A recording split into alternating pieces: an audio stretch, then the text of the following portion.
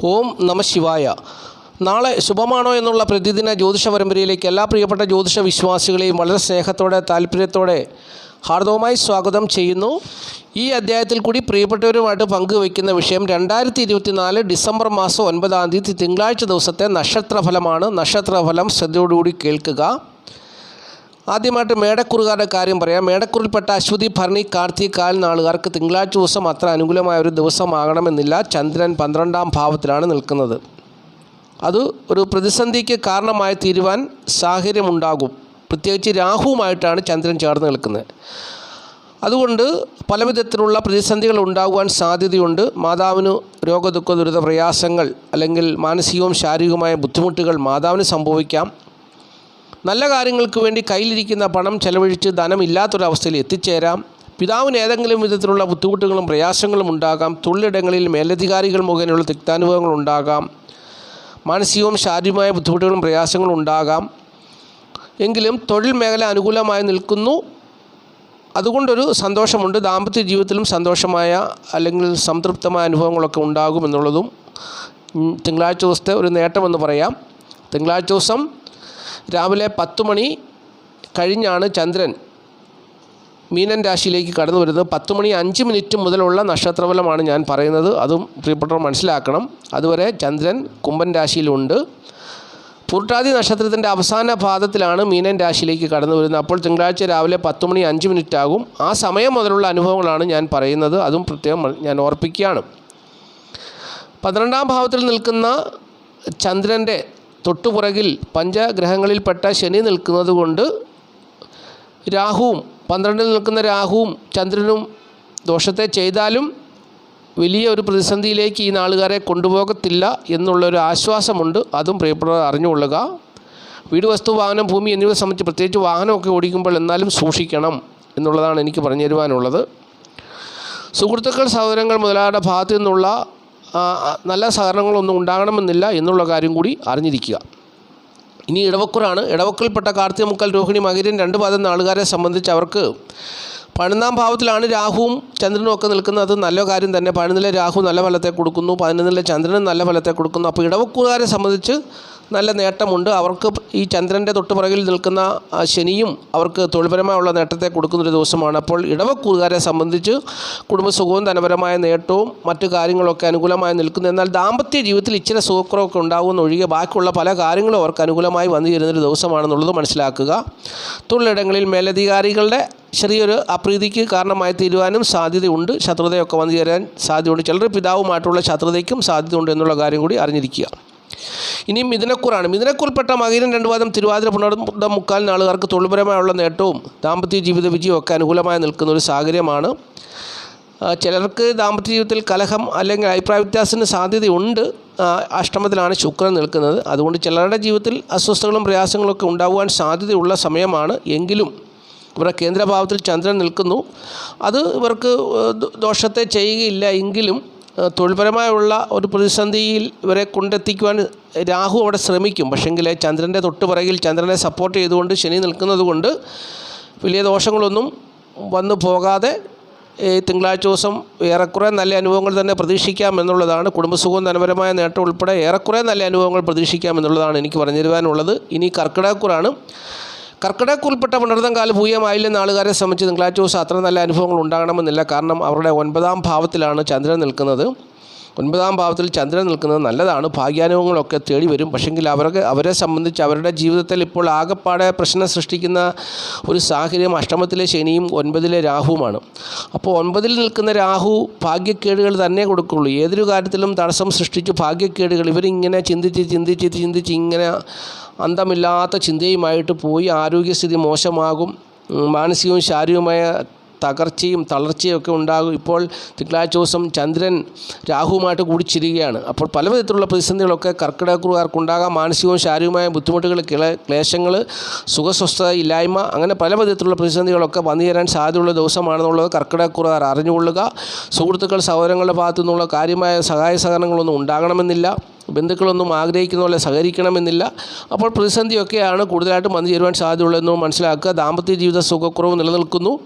തൊഴിൽപരമായുള്ള ഒരു പ്രതിസന്ധി ഇവർക്കുണ്ട്. കാരണം ഇവരുടെ തൊഴിൽ ഭാവത്തിൻ്റെ അധിപൻ ചൊവ്വയാണ്. അപ്പോൾ ചൊവ്വ ഇവരുടെ ജന്മഭാവത്തിലാണ് നിൽക്കുന്നത്. ചൊവ്വ ജന്മഭാവത്തിൽ നിൽക്കുന്നത് നല്ലതല്ല. ഒരു പാപഗ്രഹം ഒരു ജാതകൻ്റെ ജന്മഭാവത്തിൽ നിൽക്കുന്നത് നല്ലതല്ല. അപ്പോൾ അതിൻ്റേതായ ബുദ്ധിമുട്ടുകളും പ്രയാസങ്ങളും ഉണ്ട് താനും എന്നുള്ളതും മനസ്സിലാക്കുക. പിന്നെ സുഹൃത്തുക്കൾ, സഹോദരങ്ങൾ മുതലായവരുടെ ഭാഗത്തു നിന്നുള്ള സഹായങ്ങളൊക്കെ വന്നു ചേരാൻ സാധ്യതയുണ്ട്. പക്ഷേ ഈ രാഹു അതിനെയൊക്കെ തടസ്സപ്പെടുത്തി കളയുന്നൊരു സമയം കൂടിയാണെന്നുള്ളത് മനസ്സിലാക്കുക. ഇനി ചിങ്ങക്കൂറാണ്. ചിങ്ങക്കൂറിൽപ്പെട്ട മകം, പൂരം, ഉത്രം, കാൽ നാളുകാരെ സംബന്ധിച്ച് അവർക്ക് തൊഴിൽപരമായുള്ള നേട്ടവും മക്കളെ കൊണ്ടുള്ള അനുകൂലമായ സാഹചര്യങ്ങളും ഒഴികെ മറ്റുള്ള എല്ലാം പ്രതികൂലമായി ബാധിക്കുവാൻ സാധ്യതയുള്ള ദിവസമാണ് തിങ്കളാഴ്ച ദിവസം.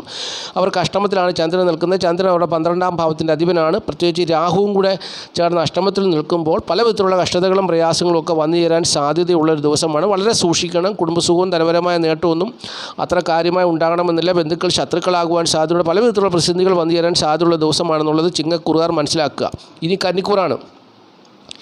കന്നിക്കൂറിൽപ്പെട്ട ഉത്രമുക്കാൽ, അത്തം, ചിത്തിര 2 പാദം നാളുകാരെ സംബന്ധിച്ച് അവർക്ക് ചന്ദ്രൻ 7ാം ഭാവത്തിലാണ് നിൽക്കുന്നത്. ബലമുള്ള ചന്ദ്രൻ 7ാം ഭാവത്തിൽ നിന്നാൽ നല്ല ദാമ്പത്യ ജീവിതം ഉണ്ടാകുമെന്നാണ് പറയുന്നത്. പക്ഷെങ്കിൽ ഈ ദാമ്പത്യ ജീവിത സുഖത്തെ ഇല്ലാതാക്കുന്ന ഒരു ഗ്രഹം അവരുടെ 7ാം ഭാവത്തിൽ നിൽക്കുന്നു. രാഹു, ഒരു തമോഗ്രഹം, മനുഷ്യൻ്റെ ജീവിതത്തിൽ അന്ധകാരത്തെ കൊടുക്കുന്ന, അവൻ്റെ സകല സൗഭാഗ്യങ്ങളെയും നശിപ്പിക്കുന്ന ഒരു ഗ്രഹം, തമോഗ്രഹമായ രാഹു 7ാം ഭാവത്തിൽ നിൽക്കുന്നതുകൊണ്ട് കന്നിക്കൂറുകാർ ഒരുപാട് അനുഭവിച്ചാണ് ഇപ്പോൾ ജീവിക്കുന്നത്.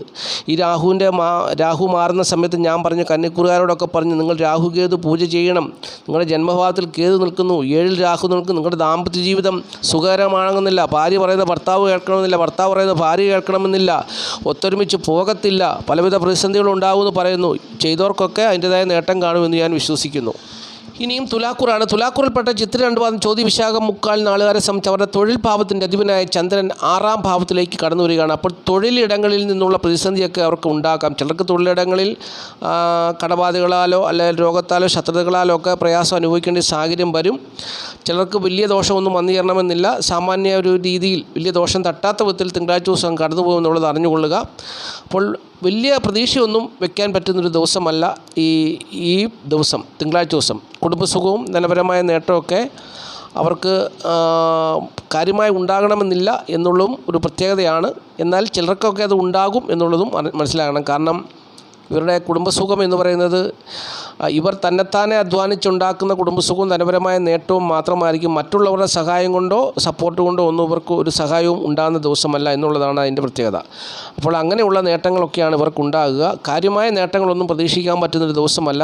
ഒന്നാമത്തെ കാര്യം, ഈ ചന്ദ്രൻ 6ാം ഭാവത്തിലാണ് നിൽക്കുന്നത്. പിന്നെ ബലമുള്ള ചന്ദ്രനായതുകൊണ്ട് വലിയ ദോഷങ്ങളൊന്നും വന്നു ചേരാതെ സാധാരണ ജീവിതാനുഭവങ്ങളുമായിട്ട് കടന്നു പോകുമെന്നുള്ളതാണ് ഒറ്റ വാക്കിൽ അറിഞ്ഞിരിക്കേണ്ടത്. പിന്നെ ശ്രദ്ധിക്കേണ്ട കാര്യം, സുഹൃത്തുക്കൾ, സഹോദരങ്ങൾ മുതലായവരുടെ ഭാഗത്തു നിന്നുള്ള സഹായ സഹകരണങ്ങളൊക്കെ വളരെ ശ്രദ്ധയോടുകൂടി വേണം.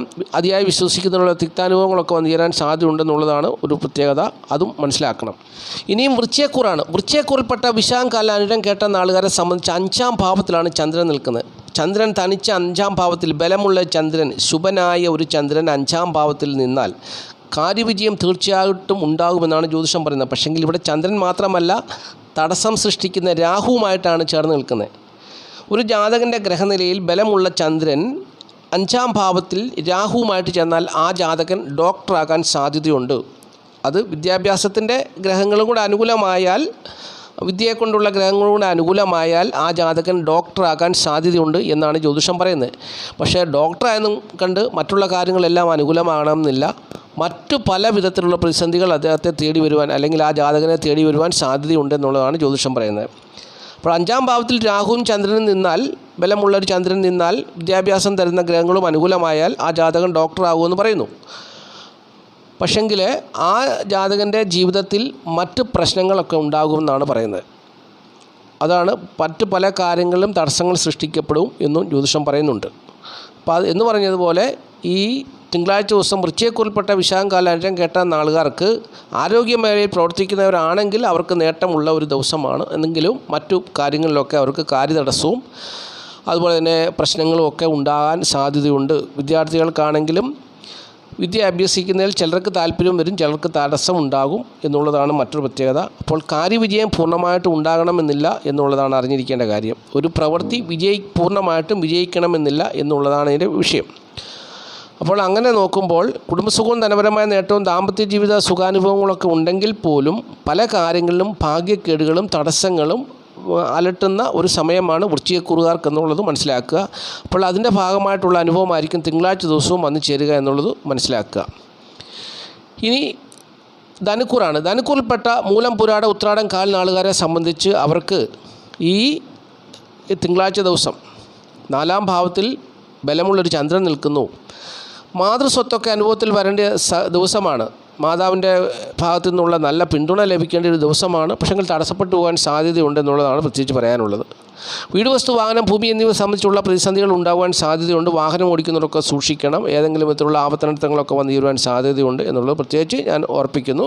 പ്രത്യേകിച്ച് ഡ്രൈവിംഗ് തൊഴിലായിട്ട് സ്വീകരിച്ചവരൊക്കെ വളരെ ശ്രദ്ധിക്കേണ്ട ഒരു ദിവസവും കൂടിയാണ് എന്നുള്ളതും ഞാൻ ഈ സമയത്ത് ഓർപ്പിക്കുന്നു. കുടുംബസുഖവും ധനപരമായ നേട്ടവും തൊഴിൽ ഗുണവും ദാമ്പത്യ ജീവിതവും ഒക്കെ ഏറെക്കുറെ അനുകൂലമായ സാഹചര്യത്തിൽ കൂടി കടന്നു പോകും. വലിയ മെച്ചപ്പെട്ട അനുഭവങ്ങളൊന്നും പ്രതീക്ഷിക്കാൻ പറ്റുന്ന ദിവസമല്ല എന്നുള്ളത് മനസ്സിലാക്കുക. ഇനി മകരക്കൂറാണ്. മകരക്കൂറിൽപ്പെട്ട ഉത്രാടം, മുക്കാൽ, തിരുവോണം, അവിട്ടം 2 പാദം നാളുകാരെ സംബന്ധിച്ച് അവർക്ക് 3-ാം ഭാവത്തിൽ നിൽക്കുന്ന ചന്ദ്രൻ്റെ തൊട്ടുപിറകിൽ പഞ്ചഗ്രഹങ്ങളിൽപ്പെട്ട ശനി നിൽക്കുന്നുണ്ട്. ചന്ദ്രൻ്റെ പുറകിൽ ശനി നിന്നാൽ രാജയോഗമാണ്. ജ്യോതിഷം പറയുന്നത് ഒരു ജാതകൻ്റെ ഗ്രഹനിലയിൽ ചന്ദ്രനാൽ 2-ലും 12-ലും ഗ്രഹങ്ങൾ നിൽക്കണം. ഇല്ലെങ്കിൽ പാപഗ്രഹമായാലും ശുഭഗ്രഹമായാലും നിൽക്കണം. ഇല്ലെങ്കിൽ ആ ജാതകൻ ദരിദ്രയോഗത്താൽ അല്ലെങ്കിൽ ധനം ഒരിക്കലും തികഞ്ഞു പറ്റാത്ത, ധനത്തിന് ബുദ്ധിമുട്ട് അനുഭവിക്കുന്ന ഒരു വ്യക്തിയായി മാറുമെന്നാണ് പറയുന്നത്. അപ്പോൾ ജനിക്കുന്ന സമയത്ത് ചന്ദ്രൻ നിൽക്കുന്നതിൻ്റെ 2-ലും 12-ലും ഏതെങ്കിലും ഒരു ഗ്രഹം, സൂര്യനാകട്ടെ ചൊവ്വയാകട്ടെ, ഏതെങ്കിലും ഒരു ഗ്രഹം നിൽക്കണം എന്നുള്ളതാണ് ജ്യോതിഷത്തിൻ്റെ നിലപാട്. അല്ലാത്ത പക്ഷം കേമദ്രുമ യോഗം എന്ന് പറയുന്ന രാജയോഗം, അത് ദരിദ്ര രാജയോഗമാണ്. ആ രാജയോഗം പിടിപെടും എന്നാണ് പറയുന്നത്. അപ്പോൾ ഇവിടെ ഇവരെ സംബന്ധിച്ചിടത്തോളം മകരക്കൂറുകാരെ സംബന്ധിച്ചിടത്തോളം 2-ൽ നിൽക്കുന്ന ശനി, അതുപോലെ തന്നെ 3-ൽ നിൽക്കുന്ന ചന്ദ്രനും രാഹുവും, ആ ചന്ദ്രൻ്റെയും രാഹുവിൻ്റെയും തൊട്ട് പുറകിലാണ് ശനി നിൽക്കുന്നത്. അതുകൊണ്ട് സുഹൃത്തുക്കൾ, സഹോദരങ്ങൾ മുതലായവരുടെ ഭാഗത്തു നിന്നുള്ള സഹകരണങ്ങൾ ഏറെക്കുറെ പ്രതീക്ഷിക്കാം എന്നുള്ളതല്ലാതെ കാര്യമായുള്ള ഒരു വലിയ നേട്ടമൊന്നും ഉണ്ടാകത്തില്ല. കാര്യവിജയം പൂർണ്ണമായിട്ടും ഉണ്ടാകണമെന്നില്ല. സാധാരണ ഒരു അനുഭവത്തിൽ കൂടി കടന്നു പോകും. വലിയ ദോഷമൊന്നും വന്നു ചേരാതെ തിങ്കളാഴ്ച ദിവസം കടന്നു പോകും. ദാമ്പത്യ ജീവിതത്തിലും വലിയ പ്രശ്നങ്ങളൊന്നും ഇല്ലാതെ കടന്നു പോകും. സുഖസ്വസ്ഥത, ദേഹനന്മയൊക്കെ അനുകൂലമായി പോകും. അപ്പോൾ അങ്ങനെ വലിയ ഒരു നേട്ടമൊന്നും പറയത്തക്ക അനുഭവങ്ങളൊന്നും വന്നു ചേരാതെ സാധാരണ ജീവിതാനുഭവത്തോടു കൂടി സന്തോഷമായിട്ട് അങ്ങ് പോകും എന്നുള്ളത് മനസ്സിലാക്കുക. കുടുംബത്തിൻ്റെ ധനപരമായ സ്ഥിതിയുമൊക്കെ അനുകൂലമായ സാഹചര്യത്തിൽ കൂടി കടന്നു പോകും എന്നുള്ളതും പ്രത്യേകിച്ച് ഞാൻ ഓർപ്പിക്കുന്നു. എന്നാൽ സുഹൃത്തുക്കൾ, സഹോദരങ്ങൾ മുതലായവരെ കൊണ്ട് ഒരു കാര്യം വിജയിപ്പിക്കണമോ അല്ലെങ്കിൽ കാര്യം ചെയ്യിപ്പിക്കണമോ സാധിപ്പിക്കണമോ എന്നുണ്ടെങ്കിൽ അതിനൊരു പൂർണ്ണമായിട്ടുള്ള ഒരു വിജയം ഉണ്ടാകണമെന്നില്ല എന്നുള്ളതാണ് അറിഞ്ഞിരിക്കേണ്ട കാര്യം. തൊഴിൽ ഗുണവും മറ്റു കാര്യങ്ങളൊക്കെ സാധാരണ ജീവിതാനുഭവം പോലെ തന്നെ അങ്ങ് പോകും എന്നുള്ളത് മനസ്സിലാക്കുക. ഇനി കുംഭക്കൂറാണ്. കുംഭക്കൂറിൽപ്പെട്ട അവിട്ടം 2 പാദം, ചതയം, പൂട്ടാതി, മുക്കാൽ നാളുകാരെ സംബന്ധിച്ച് അവരുടെ ജന്മഭാവത്തിൽ ശനി നിൽക്കുന്നു. 2-ാം ഭാവത്തിൽ ചന്ദ്രൻ തിങ്കളാഴ്ച രാവിലെ 10:05 വന്നു ചേരും. അപ്പോൾ 2-ൽ നിൽക്കുന്ന ചന്ദ്രൻ തൊഴിൽപരമായിട്ടുള്ള നേട്ടത്തെ കൊടുക്കുന്നു. തൊഴിൽ മേഖലയിൽ നിന്നുള്ള ധനത്തെ കൊടുക്കുന്നു. മാതാവ് മുഖേനുള്ള ധനത്തെ കൊടുക്കുന്നു. കലാപരമായ മേഖലകളിൽ നിന്നുള്ള ധനത്തെ കൊടുക്കുന്നു. അങ്ങനെ ധനം വന്നു ചേരുവാൻ സാധ്യതയൊക്കെ ഉണ്ട്. എന്നാൽ രാഹുവുമായിട്ട് ചേരുന്നത് കൊണ്ട് ചിലരുടെയൊക്കെ ജീവിതത്തിൽ അത് തടസ്സപ്പെട്ടു പോകാൻ സാധ്യതയുണ്ട് എന്നുള്ളതാണ് അറിഞ്ഞിരിക്കേണ്ട കാര്യം. 2-ലെ രാഹു സാമ്പത്തികമായി വളരെ ബുദ്ധിമുട്ടുണ്ടാക്കുമെന്നാണ് ജ്യോതിഷം പറയുന്നത്. പക്ഷേ ആ രാഹുവിൻ്റെ അടുത്തോട്ട് ബലമുള്ളൊരു ചന്ദ്രൻ വന്നു ചേരുന്നു. കുംഭക്കൂറുകാരെ സംബന്ധിച്ചാൽ അവരുടെ 6-ാം ഭാവത്തിൻ്റെ അധിപനാണ് ചന്ദ്രൻ. അപ്പോൾ കടബാധ്യത, രോഗത്താൽ ഉള്ള പ്രശ്നങ്ങളാൽ ഭാരപ്പെടുന്നവർക്ക് അല്ലെങ്കിൽ ശത്രുതയാൽ ഭാരപ്പെടുന്നവർക്ക് ആശ്വാസം പ്രതീക്ഷിക്കാം എന്നുള്ളത്. കടം മേടിക്കാൻ ആഗ്രഹിക്കുന്നവർക്ക് കടമൊക്കെ കിട്ടുന്ന ദിവസവും കൂടിയാണ്. ചോദിച്ചാൽ കടം കിട്ടും എന്നുള്ളതാണ് പ്രത്യേകത. അപ്പോൾ വലിയ കടബാധ്യതകളോ ശത്രുതകളാലോ രോഗത്താലോ ഭാരപ്പെടുന്ന ഒരു സാഹചര്യം ഉണ്ടാകത്തില്ല. അപ്പോൾ അങ്ങനെ ദോഷമൊന്നും വന്നു ചേരത്തില്ല. എങ്കിലും നേട്ടം പറയാനൊന്നും ഇല്ല എന്നുള്ളതും പ്രത്യേകിച്ച് ഞാൻ ഈ സമയത്ത് ഓർപ്പിക്കുന്നു.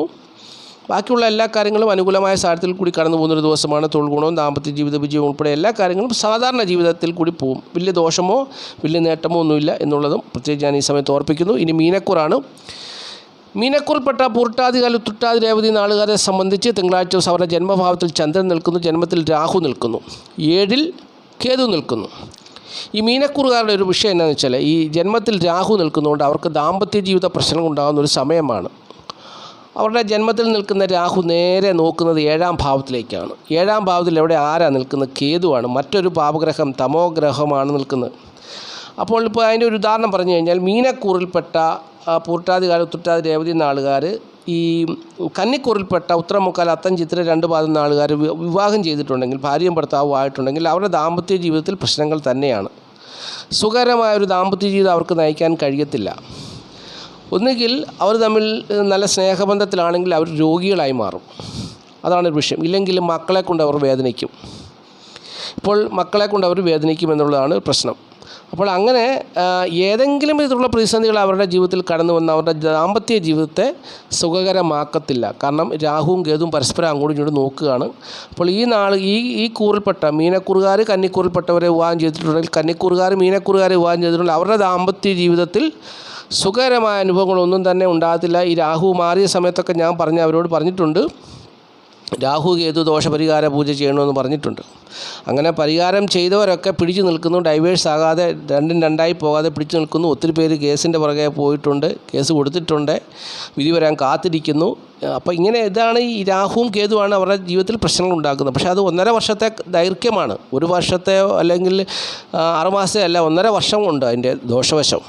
അപ്പോൾ അതിനാണ് ഞാൻ പറയുന്നത്, എല്ലാവരോടും പറയുന്നത്, നിങ്ങൾ രാഹു കേതു ദോഷപരിഹാര പൂജ ചെയ്യണം. എൻ്റെ അടുത്ത് വന്നവരെയൊക്കെ ഞാൻ അവരെല്ലാവരും നല്ല രീതിയിൽ അവരെ സന്തോഷത്തോടു കൂടി അവരെല്ലാം ജീവിക്കുന്നു. നല്ലൊരു ദാമ്പത്യ ജീവിതം അവർക്ക് ഉണ്ടാക്കി കൊടുക്കാൻ എനിക്ക് കഴിഞ്ഞിട്ടുണ്ട്. അത് അവരുടെയൊക്കെ ജീവിതത്തിൽ ഒരു പ്രശ്നങ്ങളുണ്ട് ഇല്ലെന്നുള്ളതല്ല, ചെറിയ രീതിയിലൊക്കെ ഉള്ളൂ. അവർക്കൊക്കെ രാഹു കേതു ദോഷപരിഹാര പൂജ ചെയ്ത് അവരെയൊക്കെ നിലനിർത്തി കൊണ്ടുപോകുന്നു. അപ്പോൾ അത് ചെയ്യാത്തവരാണെങ്കിൽ ഇനിയാണെങ്കിലും ചെയ്യണം. ഇനി 6 മാസം കൂടി ഉണ്ട് രാഹു മാറാൻ വേണ്ടി. അപ്പോൾ അതിൻ്റെ ഇപ്പം 10,000-2,000 രൂപ മുടക്കിയാൽ തീരുന്നൊരു കാര്യം അവർ അതിൻ്റെ പുറത്ത് എത്രയോ രൂപയാണ് അനാവശ്യമായിട്ട് ചിലവഴിക്കുന്നത്. കേസിൻ്റെ പുറകെ വേണം, വക്കീലിന് കൊടുക്കണം, മാനഹാനി, ബന്ധുക്കളുടെ അഭിപ്രായം, അങ്ങോട്ടും ഇങ്ങോട്ടുമുള്ള കുടുംബക്കാരുടെ അഭിപ്രായം, പ്രശ്നങ്ങൾ, എന്തെല്ലാം പ്രശ്നങ്ങൾ അവരകപ്പെടുന്നു. പക്ഷേ ഈ രാഹു കേതു ദോഷപരിഹാര പൂജ ചെയ്യാൻ അവർക്കൊട്ട് മനസ്സുണ്ടാകത്തുമില്ല. മനസ്സുണ്ടായാൽ അവരുടെ ദോഷം തീരും. അപ്പോൾ അതുകൊണ്ട് അവർക്കതൊട്ട് വിശ്വാസവുമല്ലാതായി മാറും. അപ്പോൾ അങ്ങനെ എങ്കിലും വിശ്വാസമില്ലാത്തത് കൊണ്ടാണെങ്കിൽ ആ ദോഷം അനുഭവിക്കണമെങ്കിൽ വിശ്വാസമില്ലാതെ പറഞ്ഞല്ലോ. അപ്പോൾ അതൊക്കെ അങ്ങനെ കിടക്കട്ടെ. അപ്പോൾ ഇതാണ് വിഷയം. മീനക്കുറുകാരെ സംബന്ധിച്ച് ജന്മഭാവത്തിൽ ചന്ദ്രൻ എന്ന് പറഞ്ഞാൽ അവരുടെ 5-ാം ഭാവത്തിൻ്റെ അധിപനാണ് മീനക്കുറുകാർക്ക്. കാര്യവിജയമൊക്കെ ഉണ്ടാകേണ്ടത്. പക്ഷേങ്കിൽ തടസ്സം നിൽക്കുന്ന രാഹുവുമായിട്ട് ചേർന്നുകൊണ്ട് കാര്യവിജയം ഉണ്ടാകണമെന്നില്ല, മക്കളെ കൊണ്ടുള്ള നല്ല അനുഭവങ്ങൾ ഉണ്ടാകണമെന്നില്ല.